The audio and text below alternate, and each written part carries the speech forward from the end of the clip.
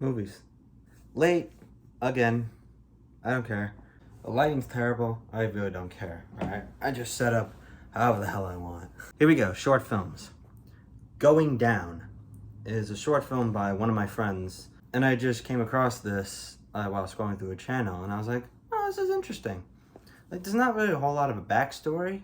But there's something there, at least with, I guess there's chemistry. I don't know. The one thing I was really confused was the beginning. I don't know if it was meant to be a title card.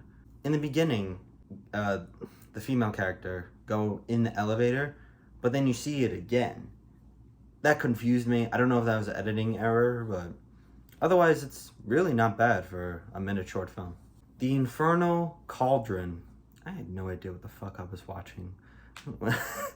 Don't get me wrong, the editing was really good back then, like early 1900s at least. I'm not gonna lie, I was like bamboozled, I guess, because I really didn't know how to feel when watching this.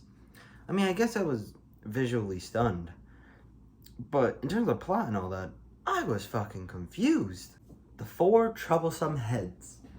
Yeah, I watched a lot, alright? I just sped through some of these when I was watching HBO Max. I like the editing. Like, with a couple of these, like, the editing is what stands out the absolute most versus plot or storytelling in general. I don't know how they did it. I'm assuming it had to be cut pictures and grouped together. That's my best guess, but I don't know. An impossible balancing feat. The concept was brilliant. I knew what it was straight away when they started to do the trick. Once they started the trick, I knew instantly what it was. It was just one layer of the guy standing, while the back layer is three separate dudes on a floor, but it's made out to be a wall. And they're made out to look like they're climbing on the arm, but they're just on the floor and it's just a layer. So it was kind of disappointing, but good effort. The title was The Old Hag, but when I looked it up, it's titled The Witch. So I'm calling it The Old Hag. The beginning, I had no idea what the hell was going on, but the more I progressed, the more I realized, okay, this is a journey. This is like the knight has to save the princess. That's what happened. The production-wise, with some of the monsters, it was nice. And the last short film, Whimsical Illusions. Some of the tricks, I liked it. The other tricks, I figured it out what it was. All they did was they had the actors freeze, and then they cut into the next action scene. Like, it was, I mean, when I found out, I was like, oh man. But what can you do for an early 1900s short film? What can you do? Not a lot. So they gave it their best shot, and I was still entertained throughout. Here we go. Feature film times. I cannot speak for the life of me. Fantastic Planet. I did watch the film when it was in French, and thankfully the English captions were provided already. I was watching this on the train. What the animation? That's the film's biggest and best feature, was the animation, because without it, it would not be nearly as good. But it deserved every award it got in the Cannes Film Festival, because it told a good story of a little guy captured by monstrous aliens. He finds another civilization of people like him. Then they go to war, but they eventually bring peace. That's a basic story, I think, but the animation definitely did carry this movie, but in a good way. Like, it wasn't overwhelming, but the creatures and the layouts and just the movements and all that, like, it was definitely taken care of. Like, you could tell nothing was choppy, because they definitely took care of all the subtle movements with the aliens and especially the people. My friend is obsessed with Ross Lynch. If you ever watch this, you know who you are. Status update. In some parts, I just wanted to fucking punch some of the characters, just from how cringe some of the scenes were. So, the premise of this movie is Ross's character. His life is not going well, and he gets a new phone because his old phone broke. And he gets this app I think it's called Status Update. He says, like, oh, I wish my dad were here, stuff like that. Then it happens. So he uses that to his advantage. Sometimes it's fucking ridiculous, but other times it's heartwarming. He wishes for a Ferris wheel to be out of nowhere. He wishes to sing Locked Out of Heaven. He wishes to go to a party. Like, it's unrealistic, and I knew what was happening. Like, I knew what was going to happen. I knew they were going to make up at the end. I knew that there was going to be cringe and heartbreaking moments. I liked it. I was still entertained throughout. It's not a bad movie, but it was a cheesy Disney movie. What else do you expect from them? Anastasia, on the other hand, was completely different from what I thought was going to be a simple Disney movie. It was, but it wasn't at the same time. Like, they weren't afraid to take risks. I knew that the two love interests were going to be together at the end. They weren't afraid for them to push some of the boundaries. I completely forgot to talk about Anastasia herself. Anastasia was much different. She felt like her own independent woman. That is what I liked most about Anastasia, because she didn't feel like a helpless princess. Like, she could help herself, fight for herself. I forgot to say that, but that's what I liked most about Anastasia. But that fucking dog is so annoying.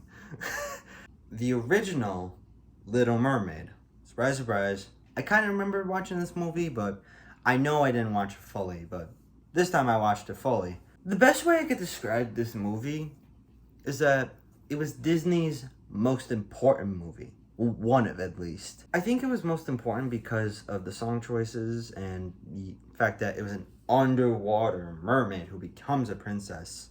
It definitely, like, set the stone for, like, what we expect from Disney. In a way that was good, but in another way, the characters were funny too. Like, especially the crab. Like, come on, who doesn't like the crab? I didn't get to see Oppenheimer, unfortunately, but I did see Barbie. Barbie blew me the fuck away, alright? I did not expect to be, like, my soul to be attached to the movie of a fucking doll. A girl's doll, nonetheless. I didn't expect to be emotionally attached to a Barbie understanding what human emotions are. She realizes that the outside world is not perfect. Like, the production of that too, like the casting, Ryan Gosling, dude, he better get an Oscar nomination at least. And then I'll be happy. Because nobody else could have played Ken. I'm just Ken. Where I see love, she sees a friend. What will it take for her to see the man behind the tent and fight for me? Somebody could have maybe played Barbie. Not Amy Schumer, though. Thank the fucking Lord that Amy Schumer did not play Barbie. Margot Robbie was fucking excellent. Somebody probably could have played Barbie, but nobody could have played Ken like Ryan Gosling did. But overall, the production, the jokes here and there, if you're a guy or girl, or... I'm just thinking of that one fucking meme. Hey, bitches and bros and non-binary hoes! Whoever you are, watch the fucking movie, alright? You will not be disappointed. Sleeping Beauty, I appreciate it because it was one of Disney's first movies, of course. Not the first, because that goes to Snow White. The details and the choreography and the acting, like, and the singing, you could tell it was raw and fresh. Like, it didn't feel like, oh, we've heard this before. I did not hear it before because, one, it was older movie, and two, I haven't seen anything like it before. I liked it all altogether, and I was pleased that there weren't any dumb decisions made. Like, sure, the characters made dumb moments, but they weren't intentional, if that makes sense. Like, nobody would have thought, like, hey, using our powers again would go up the fucking chimney and a bird, out of all things, would see it. Like, obviously, that's not a dumb decision. That was a mistake, and I liked it. It was mistakes and not dumb decisions. That's where you could tell from the writing that they cared about the story a lot more, because they wanted it to flow. They didn't want to bounce around here and there. I wanted to save this one for last because I wanted to talk about this the most, which I probably won't. Good Will Hunting. If you had taken away the writing credit, like scrap who it was written by really quickly. Now, I'm not saying change it. I'm saying scrap it. Nobody knows who wrote it. You could not convince me that it was two young actors in the same movie who wrote that movie. You could not convince me. The fact that Ben Affleck and Matt Damon wrote that movie makes it 100 times better. Because the writing is by far the best part about the movie. It's, of course, the acting too. Rest in peace, Robin Williams. But the writing itself deserves the Oscar it got. Because it felt real and it felt like it was actual characters talking to each other. It didn't feel like actors memorizing lines. Even without Robin Williams improvising, it was still a entertaining movie throughout. Like, I felt the struggle that some of the characters were having, some of the conflicts, because it all felt real. It just felt like, how the fuck did we get this character to grow? And he eventually starts to grow a little because realism starts to kick in.